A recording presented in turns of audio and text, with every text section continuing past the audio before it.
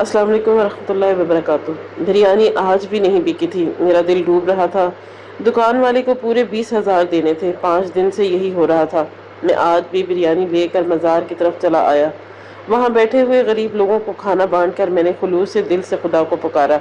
میری آنکھیں بار بار بھیگ رہی تھیں۔ اسی وقت کسی نے پیچھے سے میرے کندھے پر ہاتھ رکھا اور میں اس شخص کو دیکھ کر حیران رہ گیا تھا، کیونکہ میں خاموشی سے بیٹھا اپنی اماں کو دیکھ رہا تھا جو جدوجہد کر کے بریانی پکانے میں مصروف تھی۔ انہیں شوگر کا مرض تھا، مگر اس کے باوجود ہم اپنا گھر چلانے کے لیے کسی بھی حد تک جاتے تھے۔ میں اماں کی ہر کام میں مدد کرتا تھا، لیکن سامان کو سنبھالنا اماں ہی کا کام تھا۔ لیکن میرا دل عجیب کیفیت میں مبتلا تھا۔ مجھے بریانی بیچتے ہوئے آج پورے 4 دن بیت گئے تھے۔ آج میرا 5واں دن تھا اور میں نے ارادہ کر لیا تھا کہ میں بازار میں جا کر کھڑا ہوں گا۔ دکان والے کو بھی 20,000 کے قریب دینے تھے۔ 4 دن سے میں اپنی بنی ہوئی بریانی مزار پر جا کر لنگر کر رہا تھا، کیونکہ جب شام ہو جاتی تھی تو مجبوراً مجھے وہ بریانی بانٹنی پڑتی تھی، کیونکہ اگر میں انہیں نہیں بانٹتا اگلے دن وہ پورا سامان خراب ہو جاتا اور مجھے مزید تکلیف ہوتی۔ اماں مجھے دیکھتے ہوئے بولی کہ آج میں نے لاگت کا سامان زیادہ لگایا، تم محنت کرنا، آج تمہاری بریانی فروخت ہو جائے گی، بس ہمت رکھو، حوصلہ مت ہارو۔ تمہارے بابا کہتے ہیں کہ جب انسان لگن کے ساتھ کام کرتا ہے تو رب العزت اس انسان کا ہاتھ ضرور تھامتا ہے۔ میری دعا ہے کہ تم لازمی کامیاب ہوگے۔ جبکہ اماں کو دیکھتے ہوئے میں بولا کہ 4 دن سے آپ یہی بول رہی ہیں، لیکن 4 دن مجھے مایوسی کا سامنا کرنا پڑا۔ اماں ایک کام کرتے ہیں، ہم کوئی اور کاروبار کر لیتے ہیں، یہ تو ہمیں صرف اور صرف نقصان پہنچا رہا ہے۔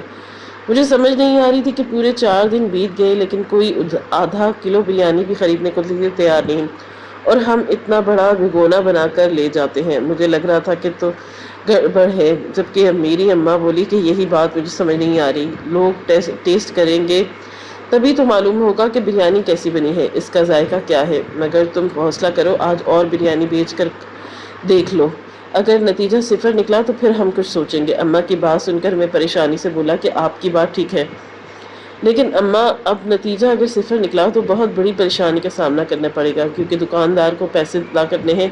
میری اماں پر بریانی میں چمچ چلاتے ہوئے بولی تھی کہ تم بہت حوصلہ ہار رہے ہو، جبکہ میں کچھ بھی نہیں بولا۔ مجھے سمجھ ہی نہیں آ رہی تھی کہ میں اماں کی باتوں کو کیا جواب دوں۔ بے شک وہ بالکل ٹھیک بول رہی تھی، رب العزت کے ہر کام میں کوئی نہ کوئی مصلحت ہے، لیکن کچھ چیزیں ایسی ہوتی ہیں جن میں انسان پریشان ہی ہوتا ہے۔ کچھ ہی دیر بعد اماں نے آخری دم بریانی کو لگایا اور مجھے دیکھتے ہوئے بولی کہ تم ٹھیلا لے آؤ، میں باقی کا سامان تیار کرتی ہوں۔ ان کی بات سن کر میں اب باہر کی طرف چل پڑا۔ لبوں پر صرف ایک دعا تھی، اے میرے مالک، میری مشکل آسان فرما دے۔ مسلسل 5 دن ہو گئے تھے، اگر آج بھی مجھے فائدہ نہیں پہنچا تو بہت نقصان ہوگا۔ میں دکاندار کے پیسے کیسے ادا کروں گا، یہ سوچ سوچ کر میرا دماغ خالی ہو رہا تھا۔ ٹھیلے والے کی دکان پر جا کر میں نے اسے کرایہ دیا تھا اور ایک تھیلا لے کر اپنے گھر آ گیا تھا۔ اس دوران اماں پیاز، چٹنی وغیرہ تیار کر چکی تھی۔ ان کے ساتھ ہی مل کر میں نے بھگونا ٹھیلے پر رکھا اور سامان سجا کر کچھ دیر گلی میں کھڑا رہا۔ آس بھاری نظروں سے آنے جانے والے لوگوں کو دیکھتا رہا، شاید کوئی مجھ سے ایک پاؤ بریانی ہی خرید لے، مگر ہر شخص صرف مجھے دیکھ رہا تھا اور جاتا جاتا دیکھ رہا تھا۔ نہ جانے کیوں ان سب کی آنکھوں میں ایک عجیب سا خیال مجھے نظر آیا۔ ایسا لگتا تھا کہ جیسے وہ مجھے کچھ بتانا چاہتے ہوں، مگر میں ان کی بات سمجھ نہیں پا رہا تھا۔ کافی دیر دروازے پر کھڑے رہنے کے بعد میں اپنا ٹھیلا گھسیٹتا ہوا بازار کی طرف نکال۔ یہاں پر کافی ٹھیلے موجود تھے، کپڑے کی دکانیں، اسکول اور بھی کئی چیزیں تھیں، اس لیے مجھے مکمل یقین تھا کہ آج میری بریانی بک جائے گی اور میں پیسے لے کر گھر جاؤں گا، اس بات سے بے خبر کہ میری زندگی میں صرف اور صرف تکلیف ہی ہے ابھی۔ میں ٹھیلا لے کر ایک کونے میں کھڑا ہی تھا کہ جب اچانک 4 آدمی میرے سر پر نازل ہو گئے اور مجھے دیکھتے ہوئے بولے کہ کس کی اجازت سے تم یہاں ٹھیلا لے کر آئے ہو؟ کیا تم نے کمیٹی ممبر سے یہ جگہ خریدی ہے؟ میں نے حیران ہو کر ان لوگوں کو دیکھا تھا۔ ان کی باتیں میری سمجھ سے باہر تھی، جب ایک آدمی مجھے دیکھتے ہوئے بولا کہ جلدی جواب دو تاکہ ہم آگے جائیں، ورنہ ابھی کے ابھی سلیم بھائی کو فون کر کے ہم پوچھ لیں گے نام کیا ہے تمہارا؟ ان کی بات سن کر میں فوراً بولا کہ آپ کی بات نہیں سمجھ پا رہا، میں تو آج ہی یہاں پر آیا ہوں۔ کون سلیم بھائی اور کون سی جگہ مجھے خریدنی ہے؟ میری بات سن کر ایک آدمی بولا کہ یہ جگہ مختص ہوتی ہے، یہاں پر وہی لوگ کھڑے ہوتے ہیں جو کمیٹی ممبر کو پیسے دیتے ہیں۔ یہاں بلا وجہ کوئی بھی شخص آ کر کھڑا نہیں ہو سکتا۔ ان لوگوں کی بات سن کر مجھے پریشانی ہوئی۔ میں ان کو دکتے ہوئے بولا کہ بھائی میں جگہ خرید نہیں سکتا لیکن آج کا کرایہ دے سکتا ہوں۔ 4 دن پیچھے بیت گئے اور میری ماں ایک بھی بریانی پاؤ نہیں بکی۔ مجھے میری دوست نے بتایا تھا کہ یہاں پر بہت جلدی ہر چیز بک جاتی ہے۔ آج خدا کے لیے مجھے کھڑے ہونے دے۔ جبکہ وہ لوگ سر نفی میں ہلاتے ہوئے بولے کہ تم کرایہ بھی نہیں دے سکتے۔ اگر تمہاری حالت اتنی پتلی ہے بہتر ہے کہ تم اپنا ٹھیلا ہٹاؤ، یہاں پر کوئی اور آدمی کھڑا ہوتا ہے۔ جبکہ میں ان کے آگے ہاتھ جوڑ کر بولا تھا کہ ایسے مت کریں، میں اپنی پوری سیٹنگ کر چکا ہوں، میں کہاں لے کے جاؤں۔ جبکہ ایک آدمی میرا گریبان تھام کر بولا کہ سمجھ نہیں آ رہی تمہاری، یہ تمہارے باپ کی جگہ نہیں ہے جہاں تم قبضہ کر کے کھڑے ہو گئے ہو اور ہاتھ جوڑ کر ہمدردی وصول کر رہے ہو۔ اپنا ٹھیلا لو اور یہاں سے دفع ہو جاؤ۔ اگر ہم ہر ایک کے ساتھ ہمدردی دکھاتے رہے تو ہم کہاں سے کھائیں گے۔ ان لوگوں کی بات سن کر میری آنکھوں میں آنسو آ گئے، لیکن میں ہمت کر کے بولا کہ اچھا آپ کرایہ بتاؤ، اگر میں ادا کر سکا تو ضرور یہاں پر کھڑا ہو جاؤں گا، کیونکہ مجھے نظر آ رہا تھا کہ اگر میں بازار میں رہا تو یقیناً میری پوری بریانی بک جائے گی۔ جبکہ ایک آدمی مجھے دیکھتے ہوئے بولا ایک دن کا کرایہ پورے 5,000 روپے ہے، کیا تم دے سکتے ہو؟ جبکہ میں نے حیرت سے ان لوگوں کی طرف دیکھا اور بولا کہ بھائی آپ جھوٹ بول رہے ہو، 5,000 ایک دن کا کرایہ اتنی سی جگہ کا ہو ہی نہیں سکتا۔ آپ لوگ مجھے بھگانا چاہتے ہو ایک بھائی کے ساتھ، آپ ایسا کیوں کر رہے ہو؟ مسلمان آپس میں بھائی بھائی ہیں۔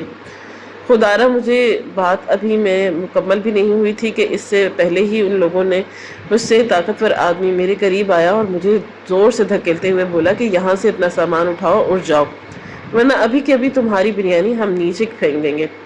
وہ لوگ فرعونیت پر اتر آئے تھے، کافی سارے لوگ اب ہمارے درمیان تھے۔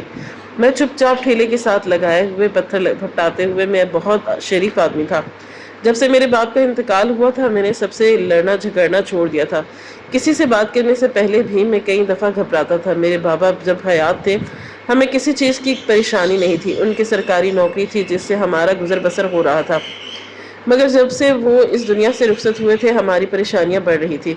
میں نے اپنی آنکھوں میں آئی ہوئی نمی کو صاف کیا اور ان لوگوں کو ایک نظر دیکھا، بولا ایک دن ایسا آئے گا کہ جب میں یہاں کھڑے ہو کر تم سب کو حوالات کے پیچھے کرواؤں گا۔ یہ گناہ ہے، یہ سرکار کی زمین ہے جہاں پر سب کھڑے ہو سکتے ہیں، لیکن تم جیسے لوگ اس بات کو نہیں سمجھ سکتے۔ میں نے یہ کہہ کر اپنا ٹھیلا آگے بڑھا دیا۔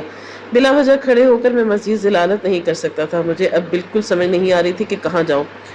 میرے پاس کوئی اور ایسی جگہ نہیں تھی جہاں پر میری بریانی جلد فروخت ہو جائے۔ میں نے اب مارکیٹ کی طرف جانے کا ارادہ کیا۔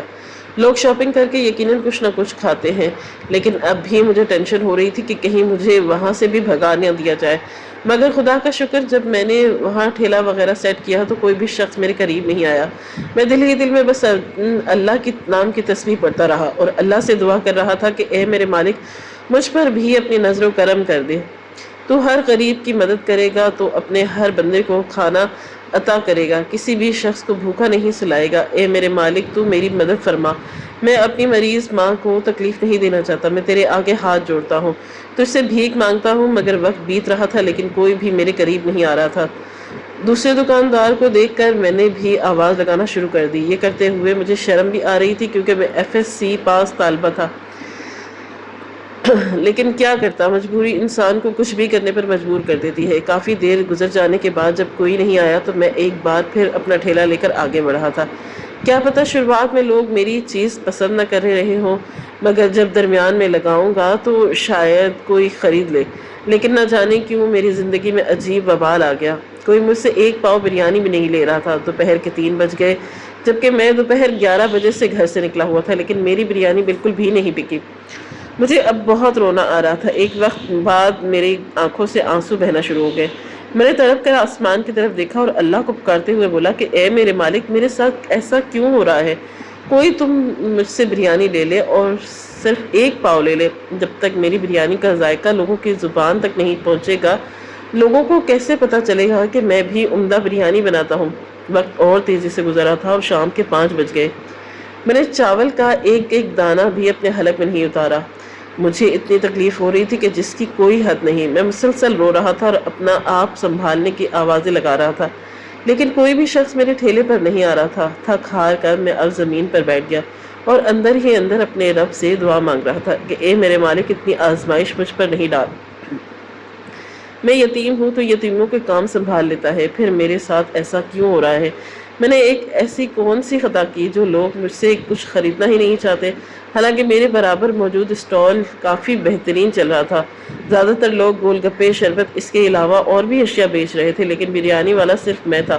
اس کے باوجود کوئی بھی مجھ سے نہیں لے رہا تھا۔ اب شام کے 6 بج چکے تھے، سردیوں کا موسم تھا، اس لیے اندھیرا ہونا بھی شروع ہو گیا۔ تھک ہار کر میں نے اپنی آنکھیں صاف کی اور اپنا ٹھیلا گھسیٹا ہوا بازار کی طرف بڑھ گیا۔ میں بری طرح ٹوٹ چکا تھا۔ میں نے دل ہی دل میں طے کر لیا کہ اب بریانی بیچوں گا، کوئی معمولی نوکری ہی تلاش کر لوں۔ بلا وجہ 20,000 روپے کا ادھار بھی ہو گیا، وہ بھی مجھے ادا کرنا ہے۔ ایک نئی ٹینشن میرے سر پر سوار ہو گئی۔ پینشن کے معاملات بھی حل نہیں ہو رہے تھے۔ اگر ان پینشن آ جاتی تو ہماری کچھ مشکلات حل ہو جاتی۔ میں سیدھا اپنا ٹھیلا لیے مزار پر گیا۔ وہاں پر کافی فقیر، کافی مسافر اور کچھ زیارت کرنے والے بیٹھے تھے۔ میں نے تھیلی میں ڈال کر وہیں پر بریانی بانٹنا شروع کر دی۔ چند ہی لمحے میں میرے ٹھیلے کے قریب بھیڑ لگ گئی۔ میری آنکھوں سے آنسو ٹپک رہے تھے اور میری اپنی محنت کی کمائی ہوئی بریانی کو لوگوں میں تقسیم کرتا جا رہا تھا۔ جب میرے بابا حیات تھے تو ہم اکثر جمعہ کے دن یہاں پر آ کر کچھ نہ کچھ ضرور بانٹتے تھے، مگر مجھے ہرگز معلوم نہیں تھا کہ ابا کے مر جانے کے بعد میں روز یہاں پر بریانی بانٹوں گا۔ پورا بھگونا ختم کر دینے کے بعد میں وہیں چوکٹ پر بیٹھ گیا۔ ٹھنڈے فرش پر مجھے سکون مل رہا تھا، لیکن ایک بے چینی تھی جو میرے پورے وجود میں سرایت کر گئی۔ میری آنکھوں سے آنسو اب خود بخود بہنا شروع ہو گئے۔ آج کے دن جتنا میں نے اپنی زندگی کو ساتھ پیش آیا تھا، بابا کے انتقال پر بھی میں اتنا نہیں رویا تھا۔ شاید آج اچانک دنیا سے جانا مجھے توڑ چکا تھا۔ کافی دیر میں وہیں بیٹھا رہا اور پھر وہاں کے چوکیدار کو ٹھیلے کا خیال رکھنے کے لیے تاخیر کر کے میں وضو کر کے اندر چلا گیا۔ میں نے مزار کے صحن میں نماز ادا کی اور بارگاہ الہی میں ہاتھ بلند کیے۔ میں کچھ دیر بالکل خاموش رہا، اپنے خالی ہاتھوں کو دیکھنے لگا تو بابا کے مر جانے کے آج مجھے شدت سے احساس ہوا۔ 4 دن میری بریانی نہیں بکی، مگر آج 5ویں دن میں بری طرح ٹوٹ گیا۔ کوئی بھی انسان ہو جب اس کے سر پر باپ کا سایہ نہ ہو، ایک مضبوط سہارا نہ ہو، اس کی حالت مجھے جیسے انسان کی مانند ہی ہو جاتی ہے۔ چند لمحوں بعد میری زبان سے لرزتی ہوئی آواز میں اللہ نکلا اور میں پھوٹ پھوٹ کر رونا شروع ہو گیا۔ میں باقاعدہ آواز سے رو رہا تھا۔ شاید آج میں بری طرح سے ٹوٹ جاتا۔ گھر پر میری شوگر کی مریضہ ماں انتظار کر رہی تھی۔ ان کی دوائیاں آنی تھی، ان کے کئی اخراجات تھے جو اب میرے ذمہ تھے۔ میں نے بے اختیار بولا بابا، میں آپ کی ذمہ داری نہیں نبھا پاتا۔ میں ابھی بہت چھوٹا ہوں، مجھے بالکل اندازہ نہیں تھا کہ آپ اس بھری دنیا میں مجھے ایسے تنہا چھوڑ جائیں گے۔ اس میں اتنی عقل اور سمجھ نہیں ہے کہ وہ دنیا کے آنکھوں میں آنکھیں ڈال کر یہاں کا مقابلہ کر سکے۔ اگر آپ کو اندازہ تھا کہ آپ اتنی جلدی اس دنیا سے چلے جائیں گے تو کم از کم مجھے سمجھدار کر جاتے، مجھے اتنی عقل دے دیتے کہ میں کچھ پیسے کمانے کی صلاحیت پکڑ لیتا۔ اب اچانک سے مجھے اپنی ذمہ داریوں کے پہاڑ توڑے جا تو میں کیسے اب سب کچھ سنبھالوں؟ میں ایک بار پھر رو پڑا۔ کافی دیر میں سر جھکائے اللہ کے سامنے روتا رہا اور پھر بے اختیار ان کو پکارتے ہوئے بولا، اے میرے پروردگار، اے میرے مولا کریم، اے میرے رب، تو میری مشکلات سے واقف ہے، تو جانتا ہے کہ میں کس حالات سے گزر رہا ہوں۔ تو نے ہر جاندار کی خوراک کا وعدہ کیا تو کہاں ہے؟ تو کبھی کسی کو بھوکا نہیں سونے دیتا۔ اے میرے مالک، میں نے بھی ابھی تک کچھ نہیں کھایا، میرے پیٹ میں کچھ نہیں گیا، صرف اس لیے کہ میرے سر پر ذمہ داریوں کے بوجھ ہے۔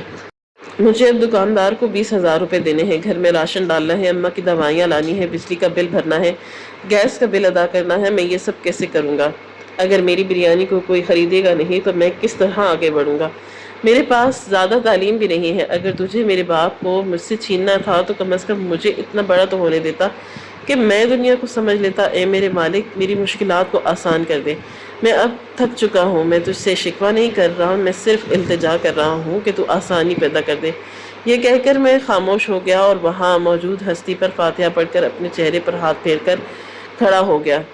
ارادہ اب گھر جانے کا تھا کیونکہ اماں انتظار میں ہوں گی۔ ان کی ایک بار پھر امید ٹوٹنے والی تھی، مگر سچ چھپانے سے بہتر ہے کہ انسان جھوٹ بول کر ایک دفعہ دل توڑے، کیونکہ سچ چھپانے کا اگر ساری زندگی اگلے کو تکلیف دیتے ہیں میں اپنی جگہ سے کھڑا ہو گیا اور اس بلند گنبد میں نے غور سے دیکھ رہا تھا کہ اللہ کی شان بہت نرالی ہے۔ میرے دماغ میں صرف ایک بات یہی آ رہی تھی کہ ابھی میں پلٹتا جب اچانک کسی کا ہاتھ میرے کندھے پر آیا۔ میں بے اختیار پلٹا۔ سامنے کھڑے ہوئے شخص کو دیکھ کر میں چند لمحے کچھ بول ہی نہیں پایا تھا۔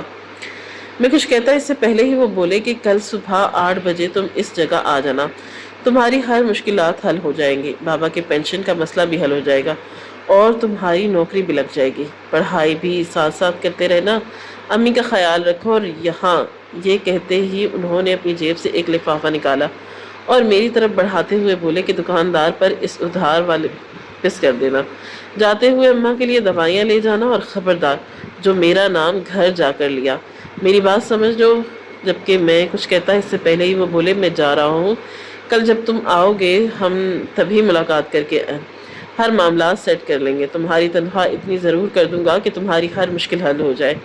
اس نے میرے کندھا ہلکا سا تھپتھپایا اور میری آنکھوں کے سامنے بھیڑ میں گم ہو گیا، جبکہ میں ایسا ہو گیا کہ جسے کاٹو تو بدن میں لہو نہیں۔ میں اس انسان کے سامنے کچھ بول نہیں پایا۔ میں بالکل پتھر کیوں بن گیا، یہ بات مجھے سمجھ نہیں آ رہی تھی۔ میرے ہاتھ میں لفافہ کھولا تو اندر کئی ہزار کے نوٹ تھے، یقیناً ان کی تعداد 50,000 روپے تھی۔ میں ابھی فی الحال یہاں ان پیسوں کو کاؤنٹ نہیں کر سکتا تھا، یہ ایک پبلک پلیس تھا، یہاں پر کچھ بھی ہو سکتا تھا، اس لیے میں فوراً اپنی جیب میں پیسے ڈال کر باہر آیا۔ چوکیدار میرے ٹھیلے کے قریب ہی کھڑا تھا، اس کا شکریہ ادا کر کے میں ٹھیلا لیا اپنے گھر کی طرف روانہ ہو گیا۔ دماغ میں عجیب بھگدڑ مچی تھی، اگر اماں کو میں نے اس آدمی کا بتا دیا سب کچھ تباہ ہو جائے گا، لیکن میں ان سے کیسے چھپا سکتا تھا کہ پوری کہانی ان سے ہی تو جڑی تھی۔ مگر فی الحال مجھے اپنی زبان ہر قیمت پر بندی لگی۔ ایک لمبی مسافت طے کر کے گھر داخل ہوا، راستے میں ہی میں نے ٹھیلا دکاندار کو واپس کر دیا، پیسے میں نے ادھار والے کو بھی دے دیا اور دکان سے دوائیاں بھی خرید لی تھی۔ اس کے باوجود لفافے میں کافی پیسے موجود تھے۔ گھر میں داخل ہوا تو میری اماں برآمدے میں ہی بیٹھی انتظار کر رہی تھی۔ مجھے دیکھتے ہی وہ فوراً کھڑی ہو گئی، ہاتھ میں دوائیوں کو دیکھ کر ان کے چہرے پر حقیقی خوشی نظر آنے لگی۔ وہ لڑکھڑاتے قدموں سے میرے قریب آئی اور میرا ماتھا چومتے ہوئے بولی کہ تمہاری بریانی آج فروخت ہو گئی نا؟ مجھے معلوم تھا، اللہ بہت مہربان ہے، میں نے بہت محنت کی تھی، مجھے یقین تھا آج کی بریانی کسی بھی قیمت پر بک جائے گی۔ میں نے فیصلہ لیا تھا کہ میں اب تمہیں 2 بھگونے بنا کر دوں گی، تم دونوں بیچنا، ہماری آمدنی اسی طرح بڑھ جائے گی۔ جبکہ اماں کو دیکھتے ہوئے بولا کہ فی الحال آپ مجھے کھانا وغیرہ دے دیں، یہ آپ کی دوائیاں ہیں، بلکہ پہلے ایسا کریں کہ دوائیاں لے لیں، اس کے بعد مجھے کھانا دے دیں۔ جبکہ اماں مجھے دیکھتے ہوئے بولی کہ کیوں، بھگونے میں اتنی بریانی بھی نہیں بچی کہ تم کھا لو؟ میں نے سر نفی میں ہلایا، جبکہ وہ مجھے دیکھتے ہوئے بولی کہ شمس، میں نے گھر میں کچھ نہیں بنایا، آٹا ختم ہو چکا ہے اور سالن کے پیسے بھی نہیں تھے، اب تم باہر سے کچھ لے آؤ۔ جبکہ میں بے چین ہو کر بولا کہ کیا مطلب، آپ نے کچھ نہیں کھایا؟ وہ سر نفی میں ہلاتے ہوئے بولی کہ ہاں، بس ایک چائے کا کپ پیا تھا، مگر کوئی بات نہیں، مجھے اتنی خاص بھوک نہیں ہے۔ اماں کا معصوم چہرہ دیکھ کر میرا دل ایک بار پھر رو پڑا، لیکن میں نے خود کو سنبھالا اور ان کو دیکھتے ہوئے بولا اچھا آپ بیٹھ جائیں، میں باہر سے کچھ لے آتا ہوں، فی الحال آپ کوئی دوائی نہیں لینا، خالی پیٹ آپ کو ری ایکشن ہو جائے گا۔ جبکہ وہ بولی کہ ہاں ہاں تم کچھ لے آؤ، پہاڑی ایسی بنی ہے کہ میری بچے کی پہلی کمائی ہے۔ جبکہ میں ان کو دیکھتے ہوئے بولا کہ ہاں، میں آپ سے آ کر بات کرتا ہوں۔ یہ کہتے ہی میں فوراً باہر آیا، حلیم کی دکان سے ایک تھیلی حلیم، روٹیاں لی اور امی کے لیے دودھ بھی لے آیا۔ وہ دن بدن کمزور ہو رہی تھی، ابا کی موت کے بعد وہ بالکل ڈھل گئی تھی۔ ہر وقت پریشان ماں کا خیال میرے دماغ پر ہر لمحہ سوار رہتا۔ گھر میں داخل ہوا تو اماں میرے انتظار میں پلیٹ وغیرہ لے کر بیٹھی تھی۔ میں نے کھانا ان کو دیا اور ہاتھ منہ دھو کر ان کے پاس ہی بیٹھ گیا، جبکہ وہ مجھے دیکھتے ہوئے بولی کہ اب بتاؤ کیا آمدنی ہوئی، اسی حساب سے تم نے بریانی بیچی؟ جبکہ میں ان کو دیکھتے ہوئے بولا اماں کچھ پیسوں میں، اچھے پیسوں میں بیچی۔ آپ بالکل ٹھیک بول رہی تھی، آج بریانی بہت مزے کی تھی، جو بھی کھا رہا تھا تعریف کر رہا تھا۔ میں چاہ کر بھی ان انسان کا نام نہ اماں کو بتا سکتا۔ جبکہ وہ فوراً بولی کہ اچھا بے کام کرو کہ جو بھی پیسے بنے وہ مجھے دو، میں تھوڑے پیسے تمہیں سامان کے دوں گی اور کچھ پیسے ہم اس ادھار کے نکالیں گے، اس طرح وہ ادھار بھی اتر جائے گا اور تمہارے لیے آسانی بھی ہو جائے گی۔ جبکہ میں اماں کو دیکھتے ہوئے بولا نہیں اماں، مگر اس کام میں مزیدار ہی نہیں آ رہا، ایک دن بک گئی تو اس کا مطلب یہ تو نہیں کہ ہر روز بکے گی، مجھے بازار میں بھی کھڑے ہونے کی اجازت نہیں ملی۔ دراصل آج ٹھیلے پر ایک آدمی آیا، اس نے مجھے ایک نوکری آفر کی ہے، کافی اچھے پیسے ہیں اور کافی رئیس آدمی ہے۔ اس نے بابا کی بات سن کر مجھ سے وعدہ کیا ہے کہ وہ ان کی پینشن کا انتظام بھی کروا دے گا۔ کافی اثر و رسوخ والا ہے۔ میری اماں بولی کہ تم ہرگز نہیں جاؤ گے۔ ایسے لوگ جو تم جیسے نوجوان بچوں کو گھیرتے ہیں اور پھر آگے ان کا گردہ وغیرہ نکال کر بیچ دیتے ہیں، خبردار جو تم کسی بھی قسم کے انسان سے رابطے کی کوشش میں کرو۔ میرے پاس اب تمہارے علاوہ اور کوئی سہارا نہیں، خدا را میرے حال پر رحم کھاؤ، مجھے اذیت مت دو۔ جبکہ میں ان کی بات سن کر بولا کہ ہاں میں آپ کی بات سمجھ رہا ہوں، لیکن وہ بھروسے مند آدمی ہے۔ میں وہاں کے کافی لوگوں سے اس کے جاننے پہچاننے کی بات کی، مہذب گھرانے سے لگ رہا تھا۔ اگر میری نوکری وہاں نہیں لگی اور مجھے سیلری پیکج سمجھ نہ آیا تو میں ان کے پاس نوکری نہیں کروں گا، مگر ایک دفعہ جانے میں حرج نہیں ہے۔ جبکہ میری ماں مجھے دیکھتے ہوئے بولی، اگر ایسی بات ہے تو میں تمہارے ساتھ چلوں گی، تم ابھی صرف 20 سال کے ہو، خدا را میرے حال پر رحم کھاؤ، میں تمہیں اتنی آسانی سے کھو نہیں سکتی۔ تمہارے باپ کو کھو دیا، تمہیں کھونے کا دم مجھ میں نہیں ہے۔ اماں کی بات سن کر میں کچھ دیر خاموش رہا تھا۔ ان کو لے جانے میں مجھے کوئی مسئلہ نہیں تھا، لیکن اگر وہ اس آدمی کو دیکھتی تو یقیناً وہ مجھے وہیں قتل کر دیتا، یہی یا پھر اس آدمی کو مار دیتی۔ میں چند لمحے خاموش رہا اور پھر ان کو دیکھتے ہوئے بولا کہ نہیں، کل آپ نہیں جا سکتی، آپ کی طبیعت اتنی ٹھیک نہیں ہے، اور امی آپ اچھی طرح جانتی ہیں دفتر وغیرہ کے معاملات مرد حضرات ہی دیکھیں تو زیادہ بہتر ہوتا ہے۔ بابا آپ کو ہمیشہ ساتھ پردوں میں چھپا کر رکھتے ہیں، ان کی عادت نہیں تھی کہ ہمیشہ آپ کو پردہ کروانا، پھر آپ بے پردہ کیوں ہونا چاہتی ہیں؟ ان کی روح کو تسکین ہوگی۔ اگر آپ میری بات سن کر میری ماں بولی کہ اگر تم کسی غلط ہاتھوں میں چلے گئے تو یہ نہ ہو کہ تکلیف زیادہ ہو، پھر تم یہ نوکری نہیں کرو گے، پھر مجھے اپنے ساتھ لے چلو، کیونکہ میں تمہارے بغیر نہیں رہ سکتی، تمہیں اب نہیں کھو سکتی، کیونکہ میرے پاس تمہارے علاوہ کوئی جمع پونجی نہیں۔ میں اماں کی بات سن کر تھوڑا پریشان ہو گیا۔ کھانا بہت مشکل سے میں اپنے حلق میں اتار رہا تھا، چپ چاپ اندر جا کر لیٹ گیا۔ کمرے میں آ کر میں نے پیسے بھی کاؤنٹ کیے تھے، میرے سوچنے کے بالکل ٹھیک مطابق وہ 50,000 ہی تھے، جس میں سے تقریباً 32,000 کے قریب خرچ ہو گئے۔ میرا دل چاہا کہ میں اماں کو بتا دوں ادھار کے پیسے میں اتار آیا ہوں، اس کے علاوہ بھی میرے پاس کافی پیسے موجود ہیں، لیکن ہمت بالکل نہیں ہوئی۔ چند لمحے بعد کمرے کا دروازہ کھٹکا، فوراً ہی اٹھ کر بیٹھ گیا۔ کمرے میں اماں آئیں اور میرے قریب بیٹھتے ہوئے بولی، دیکھو شمس، میں تمہاری بات سمجھ نہیں رہی ہوں، تم یقیناً میری وجہ سے پریشان ہو رہے ہو، میں چھوٹی چھوٹی باتوں پر کتنا زیادہ ریئیکٹ کرنے لگی ہوں، لیکن تم نہیں جانتے جب سے میں تمہارے بابا کو کھویا ہے مجھ میں ہمت نہیں کہ میں تمہیں ذرا بھی خود جدا کروں۔ جب کام پر بھیجتی ہوں تو سارا دن مسلے پر بیٹھی رہتی ہوں کہ تم جہاں پر بھی ہو اللہ تمہیں اپنے حفظ و امان میں رکھے۔ تم نہیں جانتے جب سے میں نے تمہارے باپ کو کھویا ہے میرا دل کتنا چھوٹا ہو چکا ہے۔ اماں کی بات سن کر میں فوراً بولا کہ لیکن اماں اگر اسی طرح آپ کریں گی تو میں کس طرح کامیاب ہوں گا؟ میں آپ کو تکلیف نہیں دینا چاہتا، یہ بریانی کا کام ہمارے لیے بنا ہے، میں ایک پڑھا لکھا نوجوان ہوں، آگے میں تعلیم حاصل کرنا چاہتا ہوں، اگر بابا زندہ ہوتے تو لازمی میں اپنا ایڈمیشن یونیورسٹی میں لیتا، لیکن اگر اب میرے پاس یہ موقع آ رہا ہے تو میں اسے ضائع نہیں کرنے دوں گا۔ چاہتا ہوں کہ بعض اوقات اللہ تعالیٰ ہمیں موقع دیتے ہیں، لیکن ہم اپنی انہی کوتاہیوں کی وجہ سے ایسے بڑے بڑے موقع ضائع کر دیتے ہیں۔ آپ پریشان نہ ہو، میں آپ کو اس آدمی کا نمبر وغیرہ دے کر جاؤں گا، اگر مجھے ذرا بھی دیر ہوئی تو آپ کانٹیکٹ کر لیجیے گا۔ جبکہ میری اماں مجھے دیکھتے ہوئے بولی کہ شمس میرا دل نہیں مان رہا، لیکن اگر تم چاہتے ہو کہ میں راضی ہو جاؤں تو کیونکہ گھر جانے کے لیے کوئی ایک بندہ قربانی ضرور دے گا۔ یہ کہہ کر انہوں نے میرا کندھا اس انداز میں تھپتھپایا تھا وہ کمرے سے چلی گئی، جبکہ میں کچھ دیر خاموش رہا۔ مجھے معلوم تھا اب امی کو سچائی معلوم ہو گئی، وہ ٹوٹ جائیں گی اور مجھ سے بات نہیں کریں گے، لیکن مجھے یقین تھا جب انہیں معلوم ہوگا کہ وہ شخص مجھے بنانا چاہتا ہے تو وہ معاف کر دیں گی۔ کوئی بھی ماں اپنی اولاد کو ناکام نہیں دیکھنا چاہتی، اور جس طرح کے حالات ہم پر چل رہے ہیں امی چاہتی تھی کہ میں جلد کامیاب ہو جاؤں اور ایک زندگی آسانی طریقے سے گزار سکوں۔ میری پوری رات بہت عجیب گزری، بار بار بابا کی نصیحتیں، اماں کا وہ وقت یاد آتا، لیکن انسان جب بے بس ہوتا ہے تو ہر وہ کام کرنے کے لیے تیار ہو جاتا ہے جس کے لیے اسے اجازت نہیں ہوتی۔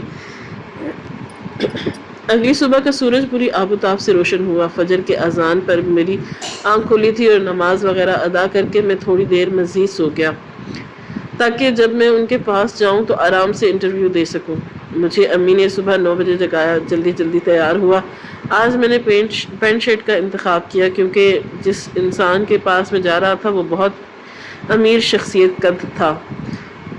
امی برآمدے کی چارپائی پر میرا ناشتہ تیار کر کے بیٹھی تھی۔ میں فوراً ان کے قریب گیا، عقیدت سے ان کے ہاتھ چوم کر اپنی آنکھوں سے لگایا اور ان کو دیکھتے ہوئے بولا، امی ابھی فی الحال میں جا رہا ہوں، راستے میں کچھ کھا لوں گا۔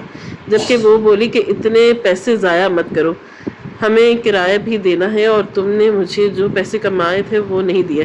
میں نے کچھ سوچ کر واپس کمرے میں آیا اور اس میں سے 5,000 روپے نکالے اور امی کو ہاتھ میں لا کر دے دیے، جبکہ وہ ہزار کے نوٹ دیکھتے ہوئے بولی کہ تم سے بریانی خریدنے کے لیے لوگ 1,000 کا نوٹ لائے تھے، 100 کے نوٹ کہاں گئے؟ جبکہ میں ان کو دیکھتے ہوئے بولا کہ وہ میں نے کھلی پیسے دے کر بندے ہوئے نوٹ لے لیے تاکہ جلدی خرچ نہ ہو۔ جبکہ امی مجھے دیکھتے ہوئے بولی کہ اب تم باہر جا رہے ہو، کم از کم اپنی جیب میں 2,000 رکھو۔ راستے کا مسئلہ انسان کو سوچ سمجھ کر چلنا چاہیے۔ امی کچھ پیسے ہیں میرے پاس، میں ایڈجسٹ کر لوں گا۔ اچھا آپ مجھے یہ بتائیں کہ آپ نے دوائی وغیرہ لی؟ تم میرے ساتھ بیٹھ کر کچھ کھاؤ گے تبھی میں دوائی لوں گی۔ ان کی بات سن کر میں نے گھڑی کی طرف نظر دوڑائی، 30 منٹ بتا رہی تھی، مگر اماں کی بات میں نہیں ڈال سکتا تھا۔ مجھے معلوم تھا کہ اگر میں گھر سے بھوکا گیا تو جب تک میرے اپنے حلق میں ایک نوالہ نہیں اتاریں گے، جب تک میں صحیح سلامت لوٹ نہیں آتا، اس لیے میں ان کے پاس بیٹھ گیا اور کھانا تناول کرنے لگا۔ ناشتہ وغیرہ کر کے میں نے ایک بار پھر امی کا ہاتھ چوما اور خدا حافظ بولا، فوراً گھر سے نکل گیا۔ ایڈریس میں نے گوگل پر نکال لیا۔ بابا کی زندگی میں ایک ٹچ موبائل میرے پاس آ گیا تھا، اس لیے ایڈریس میں مجھے پریشانی نہیں ہوئی۔ ہمارے گھر سے ان کی کمپنی تقریباً آدھا گھنٹہ دور تھی۔ میں نے پرائیویٹ رکشہ کر لیا، ایک لمبی مسافت طے کر کے میں ان کی کمپنی پہنچ گیا تھا۔ بڑی سی کمپنی کے پاس کھڑا ہوا، گہری سانس لی۔ مجھے واقعی بہت گھبراہٹ ہو رہی تھی، نہ جانے اندر جا کر مجھے کس طرح برتاؤ ہو، کس طرح ان کے ساتھ بات کروں گا، یہ سوچ سوچ کر میری جان ہلکان ہو رہی تھی۔ کچھ سال پہلے جب ہمارا سامنا ہوا تھا تب ہم ایک دوسرے کو گالیاں دے رہے تھے، اور آج میں ان کے سامنے بھیک کے طور پر جا رہا تھا۔ میں نے اپنی آنکھوں کو صاف کیا اور اپنے اندر ڈھیروں اعتماد لیے ان کی کمپنی میں داخل ہوا۔ جیسے ہی میں مین انٹرسٹ میں پہنچا تو بیٹھی ہوئی خوبصورت سی لڑکی مجھے دیکھ کر بولی کہ آپ کا نام شمس مبین ہے؟ میں نے سر ہاں میں ہلایا تو وہ مجھے دیکھتے ہوئے بولی کہ آپ الٹے ہاتھ پر جائیں، سامنے ہی لفٹ ہوگی، سیدھا آپ 3rd فلور پر جائیں، آپ کو ہمارے مینیجر سر قاسم کے پاس لے جائیں گے۔ میں نے سر ہاں میں ہلا دیا اور الٹے ہاتھ کی طرف بڑھ گیا۔ دماغ میں عجیب خیالات آ رہے تھے، نہ میں نے اپنا نام بتایا، نہ تعارف کروایا۔ میرا نام پہلے ہی ان لوگوں کو کیسے پتہ چل گیا؟ مگر فی الحال میں نے زیادہ دھیان نہیں دیا۔ لفٹ میں سوار ہو کر میں 3rd فلور پر پہنچ گیا۔ اس لڑکی کے کہنے کے بالکل ٹھیک مطابق سامنے مینیجر صاحب کھڑے تھے۔ انہوں نے بھی مجھ سے وہی سوال کیا جو نیچے موجود لڑکی نے کیا تھا، اور مجھے لیے وہ سیدھا قاسم سر کے قریب لے کر گئی۔ دل میں عجیب سی بھگدڑ مچی تھی۔ امی کی روئی روئی آنکھیں، بابا کا غصہ بھرا چہرہ بار بار میری آنکھوں کے سامنے آ رہا تھا۔ جو قدم میں اٹھا رہا تھا، کیا یہ درست تھا فیصلہ ہے؟ یہ اس طرح کے سوالات جو میرے دماغ میں گونج رہے تھے، لیکن میں اس وقت میں اتنا بے بس محسوس کر رہا تھا۔ مجبوراً مجھے یہ قدم اٹھانا ہی تھا۔ مینیجر صاحب مجھے قاسم سر کے کمرے میں لے گئے۔ میں نے گہری سانس لی اور دروازے پر دستک دی۔ اندر سے مجھے بلاوا مل گیا۔ میں گہری سانس لے کر اندر داخل ہوا تو سامنے ہی وہ اپنی کرسی پر بیٹھے ہوئے تھے۔ انہیں دیکھتے ہی میں ہمیشہ مرغوب ہو جاتا ہوں، مگر آج پہلی بار میرا سر جھکا ہوا تھا۔ مجھے بار بار بابا کی باتیں یاد آ رہی تھی کہ کبھی زندگی میں کوئی ضرورت محسوس ہو تو بھیک مانگنا، لیکن اس آدمی کے پاس نہیں جانا۔ مگر اس وقت میں بھیک مانگنے کی حالت میں بھی نہیں تھا۔ میں قدم با قدم چلتا ہوا ان کے پاس پہنچا تھا تو اچانک میری اپنی کرسی چھوڑ کر کھڑے ہوئے تھے اور میرے قریب آ کے بے اختیار انہوں نے مجھے گلے لگا لیا اور میرا کندھا تھپتھپا کر بولے، تمہارے بابا کا انتقال کا مجھے بہت افسوس ہے۔ میں اگر پاکستان میں ہوتا تو لازمی جنازے میں شرکت کرتا۔ تمہاری امی کیسی ہیں؟ جبکہ میں ان کو دیکھتے ہوئے بولا کہ بہت بیمار رہتی ہیں، بابا کے انتقال کے بعد ان کی شوگر کافی بڑھ گئی ہے، حالات بہت پیچیدہ ہو گئے ہیں اور میری پڑھائی بھی چھوٹ گئی۔ ہمارے گھر کے حالات کچھ اچھے نہیں ہیں۔ اگر آپ مجھے کوئی نوکری میں ابھی اپنا جملہ مکمل کرتا اس سے پہلے ہی وہ بولے کہ تمہیں نوکری مل چکی ہے، تم میرے ہی آفس میں کام کرو گے میرے رائٹ ہینڈ بن کر، اور مجھے بہت خوشی ہوگی. تمہیں مہینے کے میں 1.5 لاکھ تنخواہ دوں گا. اور تمہارے بابا کی پینشن کی میں نے بات کر لی ہے. اگلے مہینے سے تمہیں تمہارے بابا کی پینشن بھی مل جائے گی. اگر اس کے علاوہ اور بھی کوئی مسئلہ ہے تو وہ بھی مجھے بتاؤ. میں تمہارے مسئلہ حل کر دوں گا. جبکہ میں ان کی بات سن کر بولا کہ بابا نے زندگی میں آپ کو خوب کوسا ہے, خوب گالیاں دی ہیں. آخری بار جب آپ ہمارے دروازے پر آئے تھے تب تو امی نے بھی آپ کو بہت سنایا تھا. پھر آپ میری مدد کیوں کر رہے ہیں؟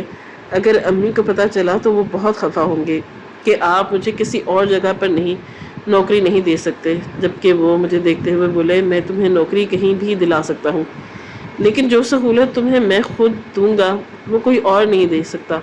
اور رہی تمہاری مدد کرنے کی بات, تو تمہاری ماں سے میرا ایک وقت تک رشتہ رہا ہے اور اس رشتے کا مجھے بہت احساس ہے. جبکہ میں ان کو دیکھتے ہوئے بولا, لیکن امی نے آپ کو چھوڑ دیا تھا, آپ نے امی کو دھوکہ دیا تھا. لیکن جب آپ راہ راست پر آئے تب امی آپ کو دھوکہ دے چکی تھی. اس کے باوجود جبکہ وہ مجھے دیکھتے ہوئے بولا, جب انسان کو اپنی غلطیوں کا احساس ہوتا ہے تب اسے سامنے والے کی غلطی نظر نہیں آتی. تمہاری ماں نے ٹھیک وقت پر درست فیصلہ کیا تھا. میں اس کے قابل ہی نہیں تھا. میں نے اس کو معصوم کو زندگی تباہ کر دی تھی, لیکن خدا کی قسم میں نے تمہارے باپ کا کار ایکسیڈنٹ نہیں کروایا. مجھے پتا چلا ہے کہ تمہاری ماں مجھ پر شک کرتی ہیں. جبکہ میں بے اختیار بولا, آپ کو کیسے پتا چلا؟ چند لمحے وہ خاموش رہے اور پھر مجھے دیکھتے ہوئے بولے کہ جن سے محبت ہوتی ہے ان کی معلومات بھی رکھی جاتی ہے. میں بہت شرمندہ ہوں, تمہارے سامنے تمہاری ماں کے لیے ایسے الفاظ ادا کر رہا ہوں. لیکن ابھی وہ اپنا جملہ مکمل کرتے اس سے پہلے ہی میں بولا کہ جب آپ سے ہمارا کوئی رشتہ نہیں تھا میں تب بھی بابا کو یہی سمجھاتا تھا کہ محبت کرنا گناہ نہیں ہے. جب آپ امی کی زندگی میں داخل تھے تب بابا کی کوئی اہمیت نہیں تھی, لیکن جب آپ بابا کی امی کی زندگی میں داخل ہوئے تب آپ کی کوئی اہمیت نہیں رہی. اور اس میں کوئی غلط بات نہیں ہے. میری بات سن کر وہ میرا کندھا تھپتھپا کر بولے, اب تم مجھے یہ بتاؤ کہ کیا تم میرے پاس کام کرو گے یا کہیں اور؟ میں نفی میں سر ہلا کر بولا کہ 1.5 لاکھ پہلے تنخواہ نہ ہو, آپ جیسی سہولتیں نہ ہوں, مگر میں آپ کے پاس کام نہیں کر سکتا. قاسم سر, مجھے کہیں اور نوکری دلا دیں, میں آپ کا ہمیشہ شکر گزار رہوں گا. مجھے آگے پڑھائی جاری رکھنی ہے, میری شادی ہوگی, امی کی بیماری, اب سب کچھ میرے سر پر ہے. مگر اس کے باوجود میں اپنی ماں کو مایوس نہیں کرنا چاہتا. بس آپ سے ایک فیور چاہتا ہوں کہ آپ مجھے نوکری دلا دیں. یہ ساری زندگی آپ کا احسان مند رہوں گا. میری بات سن کر وہ کچھ دیر خاموش رہے اور پھر سر جھکا کر بولے کہ تم ٹھیک بول رہے ہو. میں تمہاری زندگی میں ایک ایسا بھی بدلاؤ لے آؤں, لیکن تمہاری ماں کا نقصان کبھی پورا نہیں کر سکتا. میری وجہ سے اس نے اپنا باپ کھویا اور میں آخری موقع پر نہیں پہنچ سکا اور اس کی پوری زندگی برباد ہو گئی. اگر تمہارے بابا وقت ان کا ہاتھ نہیں تھامتے وہ ساری زندگی سڑکوں پر بھیک مانگ رہی ہوتی. میں پھر کچھ نہیں کر پاتا. تمہاری نوکری کا بندوبست کروں گا, تمہیں 1.5 لاکھ ہی تنخواہ ملے گی. ہاں, لیکن سہولتیں میری جیسی نہیں ہوں گی. تم اتنے پڑھے لکھے نہیں ہو, اس لیے کام تھوڑا مختلف ہوگا. تمہیں لوگوں کے ساتھ ڈیل کرنا ہوگا. تمہاری کنورسیشن اسکل بہت اچھی ہے. میرا ایک دوست ہے, وہ ایسا ہی لڑکا چاہ رہا ہے. وہ مجھے دیکھتے ہوئے مزید بولے, آؤ بیٹھو, ہم ساتھ کافی پیتے ہیں. جبکہ میں ان کو دیکھتے ہوئے بولا, پلیز نہیں, بس نوکری کا بندوبست. میں آپ کو ہمیشہ یاد رکھوں گا. انہوں نے سر ہاں میں ہلایا. اسی پل مجھے دوسری کمپنی میں بھیج دیا. وہاں کے باس بہت مل کر میں مطمئن ہوگا, کیونکہ انہوں نے میرے ساتھ کافی اچھا برتاؤ کیا. انہوں نے مجھے اپنا رائٹ ہینڈ ہی رکھا. دراصل سر قاسم کوئی اور نہیں بلکہ میری شادی سے پہلے میری ماں اور ان کے درمیان محبت کا رشتہ تھا, مگر وہ میری ماں کو صرف اور صرف پاگل بنا رہے تھے. میٹھی باتوں میں الجھا کر ان کی زندگی تباہ کر رہے تھے. میرے بابا امی کے کزن تھے. خاندان کے دباؤ میں آ کر امی نے میرے بابا سے منگنی کر لی تھی, لیکن شادی وہ قاسم سر سے ہی کرنا چاہتی تھی. انہوں نے تمام معاملات طے کر کے شادی کے آخری موقع پر انہیں گھر سے بھگایا تھا اور اسٹیشن پہنچنے کا بولا, اور بلر سے سیدھا اسٹیشن پہنچے تھے. لیکن اپنے منصوبے کے مطابق وہ آخری موقع پر اسٹیشن نہیں پہنچے اور امی بدنام ہو گئی. بارات لوٹ چکی تھی لیکن بابا نہیں گئے تھے. ان کا کہنا تھا کہ قصور امی کا نہیں ہے. وہ خود گئے تھے, امی کو اسٹیشن سے لے کر آئے. 4 آدمیوں کے درمیان انہوں نے نکاح کیا اور امی کو رخصت کر کے اپنے گھر لے گئے. کوئی بھی شخص ان کو اپنانا نہیں چاہتا تھا. پورے خاندان سے بغاوت کر کے انہوں نے امی کے لیے ایک الگ گھر لیا, جہاں وہ ان کے ساتھ اپنی نئی زندگی بسر کرنے لگے۔ ٹھیک 5 سال بعد قاسم سر جھکائے سر کے ساتھ امی کے سامنے آئے، ان سے معافی مانگی، ان کے آگے پچھتاوا کرنے لگے، مگر اس وقت بابا نے ان کا گریبان پکڑ لیا۔ امی نے انہیں خوب گالیاں دی اور اسی وقت ان دونوں کے درمیان ایک ایسی جنگ چھڑ گئی جو صرف اور صرف گالی گفتار ہی ختم ہوئی۔ جیسے جیسے بڑا ہوتا گیا ہر حقیقت میرے سامنے آتی گئی۔ میں شروع سے ہی کھلے دماغ کا انسان تھا، اس لیے مجھے یہ سب نارمل لگتا تھا، لیکن کہتے ہیں نا کہ جو انسان سچی محبت کر بیٹھتا ہے وہ عمر، رتبہ، رشتے کو تقاضا سب بھول جاتا ہے، اور ایسی محبت قاسم صاحب کو بھی ہو گئی تھی۔ کئی بار میرے دل میں خیال آیا کہ ان سے کہوں کہ آپ میری ماں سے نکاح کر لیں، میری امی کی زندگی سنور جائے گی، مگر میں امی کے سامنے ان کا نام بھی نہیں لے سکتا تھا، کیونکہ وہ ان سے بہت نفرت کرتی تھی، اور ان کی نفرت کا تقاضا یہی تھا کہ اس شخص کا نام بھی میرے سامنے نہیں لیا جائے۔ ان میں ایک اونچے مقام پر صرف انہی کی وجہ سے ہوں، لیکن میری ماں کو آج بھی حقیقت کی نہیں پتا، کیونکہ میں اس دن کے بعد قاسم سر سے نہیں ملا۔ میں نے ماسٹر کر لیا اور اپنی زندگی کو اب بھرپور طریقے سے جی رہا ہوں۔ زندگی میں آپ کے پاس کوئی ایک موقع ایسا ضرور آتا ہے کہ جب اللہ تعالیٰ آپ کو اوپر پہنچانا چاہتے ہیں، بس کوئی نہ کوئی وسیلہ آپ کی زندگی میں بھیج دیتے ہیں۔ انسان کو اس موقع سے فائدہ ضرور اٹھانا چاہیے، کیونکہ رب العزت ہر بار انسان کو موقع نہیں دیتے۔ ہماری آج کی یہ کہانی آپ کو کیسی لگی؟ کامنٹ باکس میں اپنی رائے کا اظہار ضرور کریں۔ ہمارے چینل کو سبسکرائب کریں۔ شکریہ۔ اللہ حافظ۔